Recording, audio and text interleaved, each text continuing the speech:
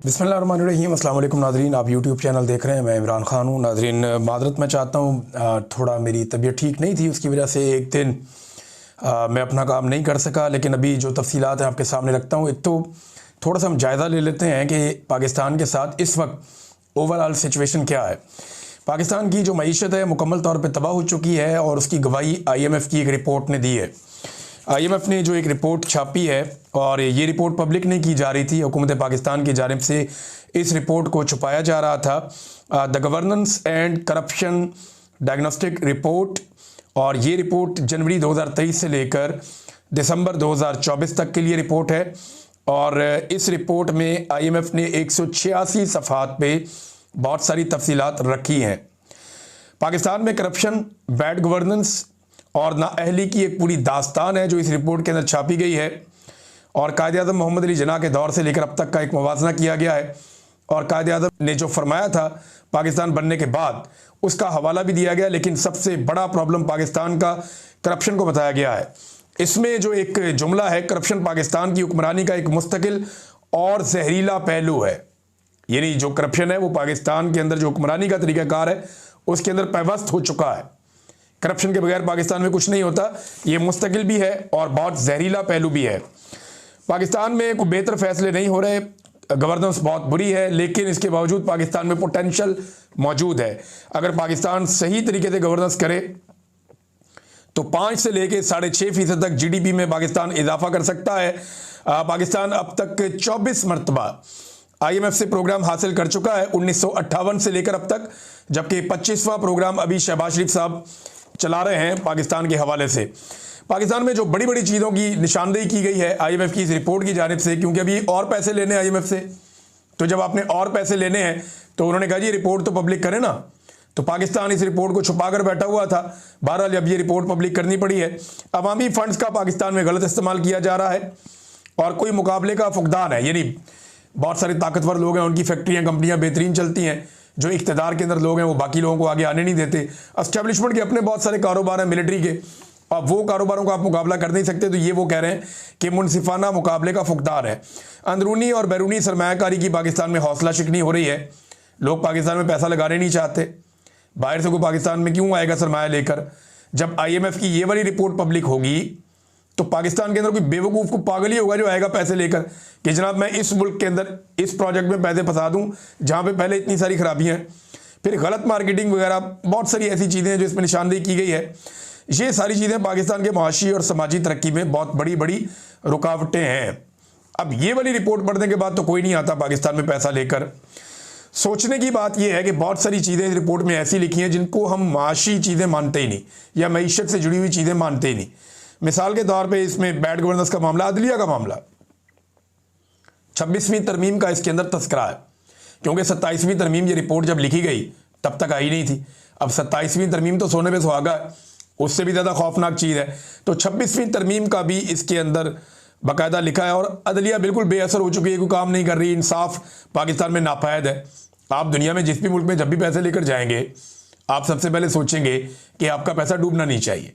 अगर कोई आपको धोखा दे तो वहाँ का निज़ाम, वहाँ की अदालत आपको फौरी तौर पे किस तरह इंसाफ फराहम करती है, आप ये सोचेंगे। अब पाकिस्तान के अंदर तो इंसाफ है ही नहीं। और IMF की रिपोर्ट में बहुत सारी और चीज़ें भी हैं, जैसे कि शुगर माफिया का बड़ा तफसीली उसके अंदर जिक्र लिखा हुआ है। बताया कि ये कार्टल्स कैसे काम करते हैं। ज़ख़ीरा अंदोज़ी का तस्करा है, 5300 अरब ये वो पैसा है जिसका एक निशानदेही की गई है, जनाब इतने पैसे की वसूलियाँ हुई हैं। इस लेवल पे पाकिस्तान के अंदर करप्शन हो रही है जो सिर्फ उसका एक पहलू है। तो आप अंदाज़ा करें कि कितने बड़े पैमाने पर पाकिस्तान में करप्शन हो रही है। कीमतों में मसनूई इजाफा किया जाता है पाकिस्तान में। जाली अकाउंट्स, ये मैंने आपको पता है बहुत हमने इसमें प्रोग्राम किए हैं। शहबाज शरीफ साहब और जरदारी साहब दोनों के ख़ानदान जाली अकाउंट्स के केसेस के अंदर बाकायदा पकड़े गए थे। लेकिन फिर जब इनको इक़्तिदार दे दिया गया जनरल बाजवा की जानिब से तो इन्होंने NRO 2 लेकर अदालतों के अंदर वो केसेस अपने ख़त्म करवाए, बल्कि वो कवानीन ही तब्दील कर दिए जिनके तहत इनके ऊपर ये केसेस चल रहे थे। तो मनी लॉन्ड्रिंग जैसे जराइम का भी इसके अंदर जिक्र है और ये बताया जा रहा है कि अवाम बदतरीन मुतासरा फरीक है इस सारी सूरत हाल का, लेकिन शवाहिद होने के बावजूद किसी किस्म का कोई एहतसाब पाकिस्तान में नहीं होता। अदालती निज़ाम पे बड़ी संगीन उंगलियां उठाई गई हैं इस रिपोर्ट में। बड़ी तफसीली रिपोर्ट है, चंद चीज़ें मैं आपको इसमें और बताता हूँ। तमाम स्टेक होल्डर और हुकूमत की आंखें खोलने के लिए वैसे ही रिपोर्ट काफ़ी है, और ये एक ऐसी हकीकत है जिसे हम तस्लीम नहीं कर रहे नॉर्मली। ये बहुत सारे लोग इसके बारे में लिख रहे हैं, सारा चट्टा कट्टा IMF ने खोल कर रख दिया। मौजूदा हुकूमत का तो ये एक चार्जशीट है मुकम्मल तौर पे, क्योंकि ये IMF के साथ एक मुआहदे के अंदर है। और इस रिपोर्ट में जो सबसे खतरनाक बात है वो ये है कि अदलिया और अदालती निज़ाम पूरी तरह से पाकिस्तान में बलडोज हो चुके हैं, और करप्शन पूरे समाज और माशरे का एक लाजमी हिस्सा करार दी गई है इस रिपोर्ट के अंदर। यानी इतनी पाकिस्तान में करप्शन है कि इसकी कोई इंतहा नहीं है, और हर लेवल के ऊपर करप्शन है, और करप्शन को ठीक करने के लिए कोई निज़ाम भी नहीं है। इमरान खान साहब जो करप्शन के खिलाफ बात करते थे, वो वाहिद आदमी था पाकिस्तान की सियासतदानों में जो कहता था कि सख्त एहतसाब होना चाहिए करप्ट लोगों का। उसको उठाकर जेल में डाल दिया, और बाकी सारे वो लोग जिनके ऊपर करप्शन के मुकदमात हैं उन सबको लाकर हुकूमत में बिठा दिया, और ये किया पाकिस्तान की मिलिट्री एस्टेब्लिशमेंट ने। अब मईशत तो मुकम्मल तौर पर तबाह हो गई। अमेरिका पाकिस्तान का वाइट सहारा है जो IMF से पैसे वैसे लेकर देता है, कर्जा वर्जा लेके अपना मुल्क चला रहे हैं, और अमेरिका के कहने के ऊपर इसराइल की हिफाजत की जिम्मेदारी भी पाकिस्तान लेने जा रहा है। हाल ही में पाकिस्तान ने वोट किया ना अक़वाम मुत्तहिदा में स्टेबलाइजेशन फोर्स के लिए डोनाल्ड ट्रंप के नुकात पे। तो उस फोर्स का मकसद ये है कि इसराइल को तहफ़्फ़ुज़ फराहम करना, और इसराइल के लिए किसी किस्म का कोई ख़तरा बाकी ना रहे। और इंसानी हकूक़, आइन और अवामी मैंडेट की खुली खिलाफ वर्जियाँ पाकिस्तान में हो रही हैं। चीन से भी हमारी अब दूरी हो गई है, यानी पाकिस्तान के इर्द गिर्द जितने भी मुल्क हैं तकरीबन तमाम से हमने अपने मामलात ख़राब कर लिए हैं। इस वक्त अफ़गानिस्तान और भारत बहुत तेज़ी से करीब आ रहे हैं। अभी कोई और अफ़गानी वज़ीर जो हैं वो भारत पहुँचे हुए हैं, और तजारत के ऊपर बातचीत हो रही है। और भारत और अफ़गानिस्तान के करीब आने से पाकिस्तान को प्रॉब्लम होनी चाहिए। उसकी वजह यह है कि एक के साथ पाकिस्तान की मशरकी सरहद है और दूसरे के साथ पाकिस्तान की मगरबी सरहद है। इन दोनों सरहदों के ऊपर खतरात पाकिस्तान मोल नहीं ले सकता। पाकिस्तान ने हमेशा से अफगानिस्तान के साथ अच्छे ताल्लुकात रखने की कोशिश की है, मगर मौजूदा दौरे हुकूमत में ऐसा नहीं हुआ। पाकिस्तान अमेरिका को खुश करने के लिए अफगानिस्तान के साथ भी एक अजीबोगरीब पंगे में जा चुका है। डोनाल्ड ट्रंप ने चंद बयानात तो दिए जिसमें भारत को तकलीफ हुई, लेकिन इस वक्त अमेरिका और भारत एक बड़े तजारती मुआहदे के करीब पहुंच चुके हैं। और अगर उन्होंने ये तजारती मुआहदा कर लिया, देखें इंडिया और अमेरिका के बीच में ये जो तजारती मुआहदा है, ये इतना टाइम क्यों ले रहा है, जरा इसको समझें आप। भारतीय जो सियासतदान है वो अपने मुल्क का फ़ायदा सोचते हैं। वो ये सोच रहे हैं कि एक एक चीज़ के ऊपर, एक एक बात के ऊपर वो नेगोशिएशंस कर रहे हैं। उन्होंने कोई भी चीज़ ऐसे हवा में नहीं करनी। उन्हें पता है कि अमेरिका के साथ जिस भी तजारती मुआहदे में वो जाएंगे उसके दूर रस नताइज होंगे, और उसके नतीजे में इंडिया का फ़ायदा या नुकसान होगा। तो वो अपने जितने भी कारोबारी लोग हैं, क्योंकि इंडिया से बेशुमार चीज़ें एक्सपोर्ट होके यूरोप में, अमेरिका में, बरतानिया में, हर तरफ जाती हैं, तो इंडिया अपने ताजरों का बड़ा नुकसान नहीं करेगा, या अपने मुल्क का बड़ा नुकसान नहीं करेगा। वो किसी ऐसी डील की तरफ जाएगा जहां पे इंडिया को नुकसान ना हो और अमेरिका के साथ एक नफ़ा बख्श उनका तजारती मुआहदा हो जाए, और अमेरिका भी यही कोशिश करेगा। अब वो दोनों मुल्क अपने अपने मफाद में ये कर रहे हैं। पाकिस्तान के साथ तो जब सौदेबाजी करते हैं तो चार लोग बैठ के कहते हैं अमेरिका को जितना ताड़ी मर्जी, यानी चार लोग जाते हैं बंद कमरे में फैसला करते हैं कि ट्रंप को राजी रखना है, जो कहता है मान लो यार, आंखें बंद करके, फर्क ही कोई नहीं पड़ता। और पाकिस्तान का जो तजारती हुजूम है अमेरिका के साथ, वो बिल्कुल ही पीनट। इंडिया जितनी IT एक्सपोर्ट करता है, पाकिस्तान की सारी एक्सपोर्ट मिला के भी इतनी नहीं है। पाकिस्तान की जो सारी की सारी एक्सपोर्ट्स हैं वो लगभग जो हम पाकिस्तान से बाहर चीज़ें बनाकर भेजते हैं वो लगभग होंगी मेरे ख्याल में 30 से 35 अरब डॉलर के बीच में। इससे ऊपर तो हम कभी गए नहीं। लेकिन इंडिया 200 अरब डॉलर का तो सिर्फ IT एक्सपोर्ट करता है, 6-7 गुना ज़्यादा, और बाकी उसकी सारी मिला लें तो आप सर पकड़ के बैठ जाएंगे। तो इंडिया का हुजम बहुत बड़ा है, पाकिस्तान का बहुत छोटा है, और इंडिया और अफगानिस्तान के करीब आने से पाकिस्तान को नुकसान होगा। और जब इंडिया और अमेरिका का एक ट्रेड एग्रीमेंट हो जाएगा तो ट्रंप के जो तेवर बदलेंगे वो भी आपको दिखाई देंगे। हालांकि अभी तक नरेंद्र मोदी ने डोनाल्ड ट्रंप के लिए अमन के नोबेल इनाम का कोई ऐलान नहीं किया, या वो ये नहीं कहा कि अमन का नोबेल इनाम जो है वो डोनाल्ड ट्रंप को दिया जाए। इस बारे में अभी तक उन्होंने कोई बातचीत नहीं की। पाकिस्तान के अंदर भी नाज़रीन एक तरह की खाना जंगी लगी हुई है, और सियासी अदम इस्तेहकाम थमने का नाम नहीं ले रहा। हर तरफ नफरत है, बुग़्ज़ है, इसका राज है। बस ये सूरत हाल है पाकिस्तान के अंदर। तो मैंने एक पिक्चर आपके सामने रखी, और बैरून मुल्क जो पाकिस्तान से लोग जाना चाहते हैं, चलो 4 पैसे कमा लें, उनको एयरपोर्ट्स के ऊपर रोका जा रहा है। वो वीज़ा लेकर जाते हैं, टिकट लेकर जाते हैं। पूरी दुनिया में आपको ट्रैवल करने की इजाज़त होती है, लेकिन यहाँ एयरपोर्टों के ऊपर रोका जा रहा है कि जनाब हमने पाकिस्तान से बाहर नहीं जाने देना इन लोगों को, क्योंकि लोगों की बहुत बड़ी तादाद पाकिस्तान को छोड़ कर पाकिस्तान से बाहर जा चुकी है। लिहाजा अब हुकूमत ये सोच रही है कि बदनामी बहुत ज़्यादा हो गई है, पाकिस्तान दुनिया में पहले नंबर पे वो मुल्क आ गया है जिसके शहरी अपना मुल्क छोड़कर बाहर भाग रहे हैं, लिहाजा किसी तरह शहरियों को रोका जाए।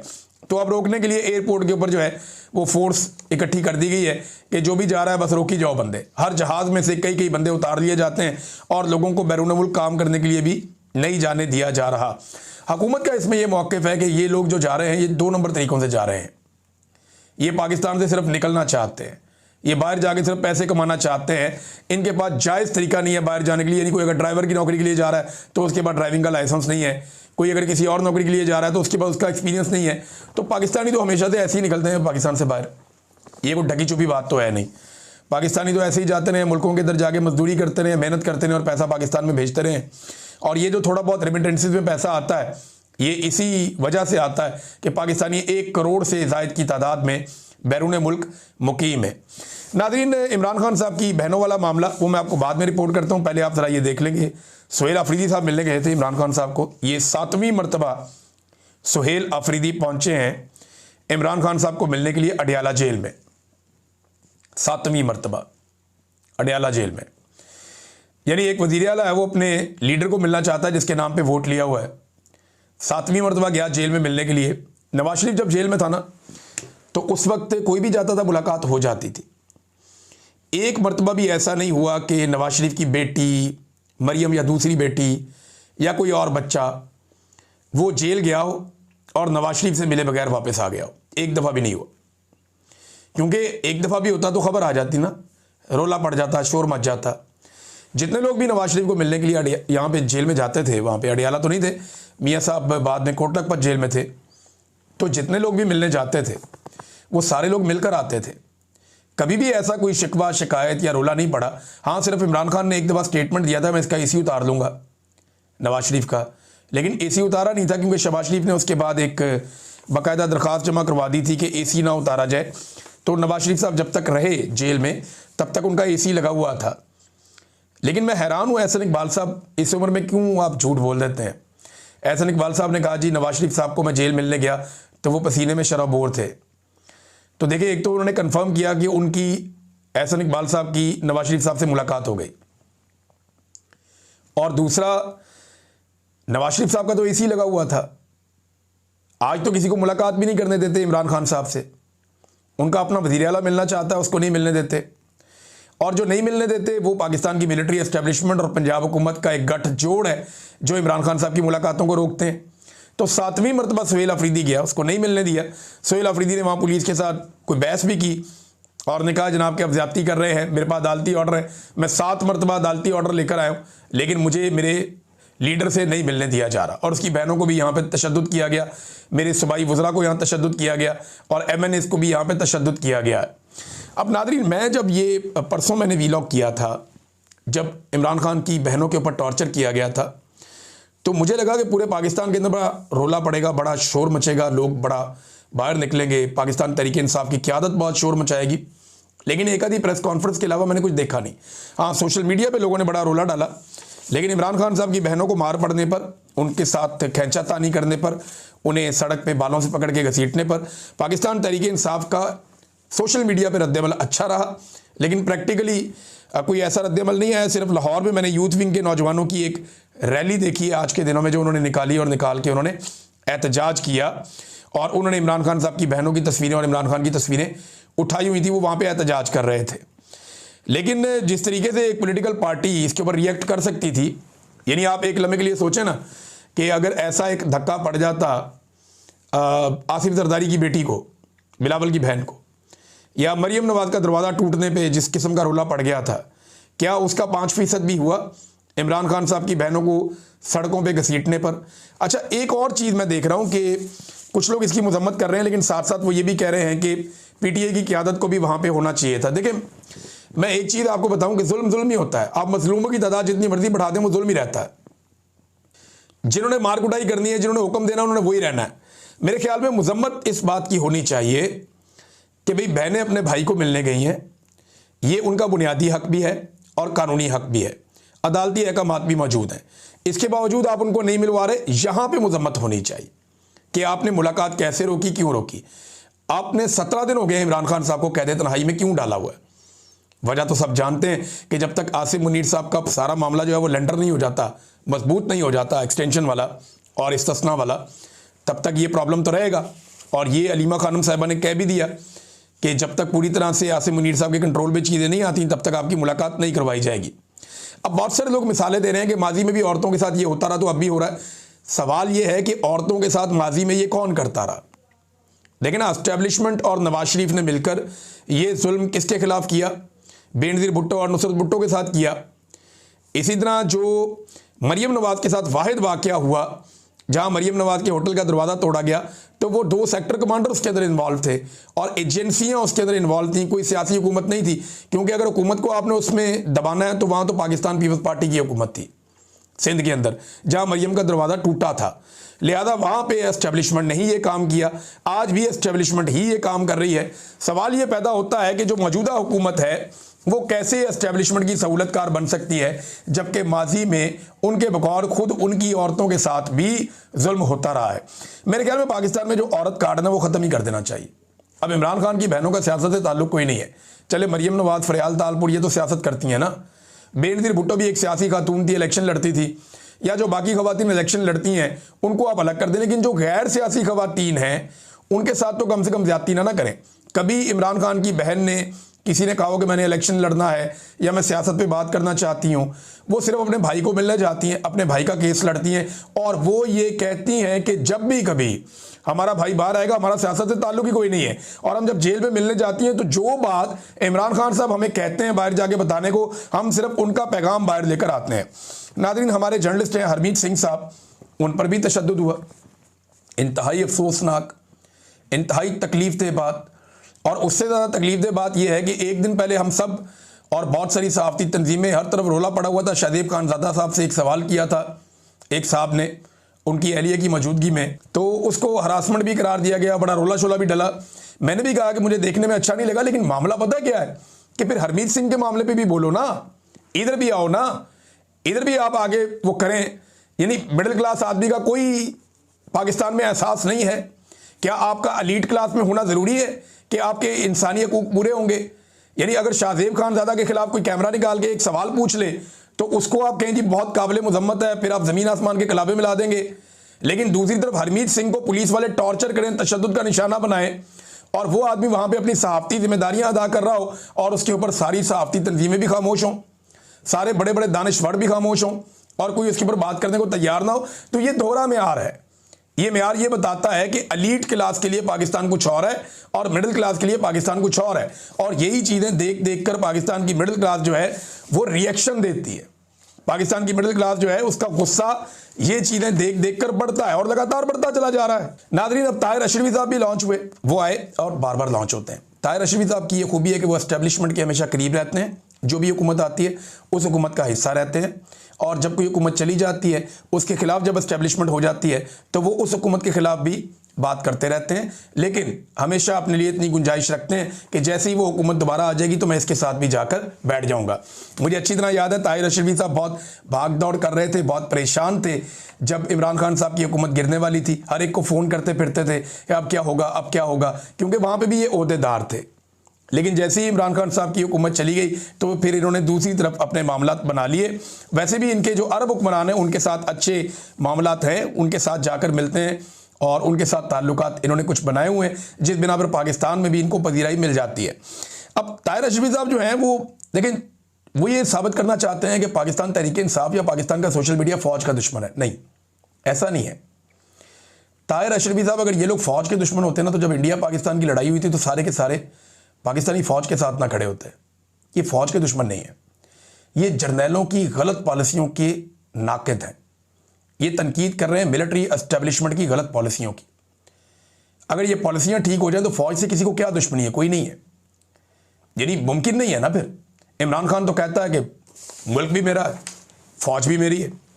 इमरान खान तो साफ बात करते हैं मेरा मुल्क है, मेरी फ़ौज है। वो तो दोनों चीज़ों को ओन करते हैं। ये ना एक बारीक वारदात है जो बार बार डाली जाती है। जब भी किसी जर्नैल की सियासत के ऊपर तनकीद की जाए तो इस किस्म के लोग सामने आकर ये कहना शुरू हुए थे नहीं नहीं ये फौज के ऊपर तनकीद हो रही है। नहीं, फौज तो बेचारी ना 3 में ना 13 में, वो बेचारे अपनी ड्यूटी करें।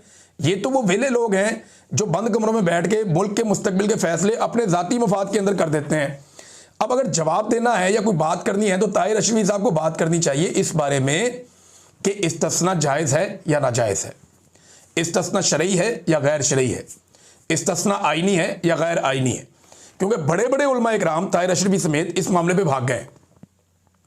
बड़े बड़े आलिम दीन ये कह चुके हैं, तो मुफ्ती तकी उस्मानी साहब हों, तारक मसूद साहब हों और जवार बहादुर साहब हों, गामदी साहब हों या दीगर और बहुत सारे उलमा इकराम हैं, मैं नाम लेना भूल जाऊँगा, अल्लामा राजा नासिर अब्बास साहब हों या बहुत सारे और उलमा इकराम, वो ये कैटेगोरिकली साफ साफ कह चुके हैं कि ये गैर शरई और गैर इस्लामिया इस्तिस्ना ये एक शिरक के मुतरादिफ भी करार दिया बाज़ लोगों ने। तो ताहिर अशरफी साहब इसके ऊपर बात नहीं कर रहे। आपको इस पे बात करनी चाहिए कि आईने पाकिस्तान में इस किस्म की गैर इस्लामी और गैर शरई शिरक को शामिल करने का क्या जवाब है, ये होना चाहिए या नहीं होना चाहिए, करारदाद मकासद क्या कहती है। देखें, ये आईने पाकिस्तान का हिस्सा है करारदाद मकासद, ये बेसिक है और सेट पैटर्न है कि जब भी कोई चीज़ इस्लामी उसूलों के खिलाफ आइन का हिस्सा बनाई जाएगी तो वो आइन नहीं बन सकती, वो आइन का हिस्सा हो ही नहीं सकती। इस्लामी उसूलों के खिलाफ कोई भी चीज़ आइन का हिस्सा नहीं हो सकती। यानी जो इस्तिस्ना है, ताहयात इस्तिस्ना, ये गैर इस्लामी और गैर शरई है, ये आइन का हिस्सा नहीं हो सकता। नाज़रीन, लाहौर में वकला ने एक बड़ा तगड़ा एहतजाजी मुजाहरा किया 27वीं आइनी तरमीम के खिलाफ और ऐसा लगता है कि आहिस्ता आहिस्ता वकला मोमेंटम पकड़ रहे हैं। अब ये वकला अगर मोमेंटम पकड़ लेते हैं और एक तहरीक खड़ी कर लेते हैं तो फिर हुकूमत के लिए एक नई मुश्किल सामने आ जाएगी। देखें, अपोजिशन तो पहले ही बहुत तुली हुई है, अवाम परेशान है, हर तरफ से लोग निकलना चाहते हैं लेकिन जुल्म और फस्तायत की वजह से लोग असम्बल नहीं हो पा रहे। और अगर वकला की तहरीक शुरू हो गई तो फिर लोगों को मौका मिल जाएगा बाहर आने का। तो हुकूमत एक चीज़ जो है उसको बांधती है, दूसरा कट्टा खुल जाता है। हुकूमत एक जगह से मामला कंट्रोल करती है, दूसरी जगह से मामला शुरू हो जाता है। एक बंद को बंद करती है, एक और बंद खुल जाता है। तो ये हुकूमत के ऐसा लगता है कि अगर 5 साल इन्होंने पूरे किए भी ना तो वो इसी वर्जिश में, इसी एक्सरसाइज में इनके 5 साल पूरे हो जाएंगे। ये अवाम को या अपने आप को कोई रिलीफ नहीं दे पाएंगे, ये इसी तकलीफ और कर्ब के अंदर ही रहेंगे क्योंकि इन्होंने अवाम के मैंडेट के ऊपर डाका डालकर ये जाली हुकूमत बनाई हुई है। नाज़रीन, अब तक के लिए इतनी, अपना ख्याल रखिएगा, अपने चैनल का भी। अल्लाह हाफ़िज़।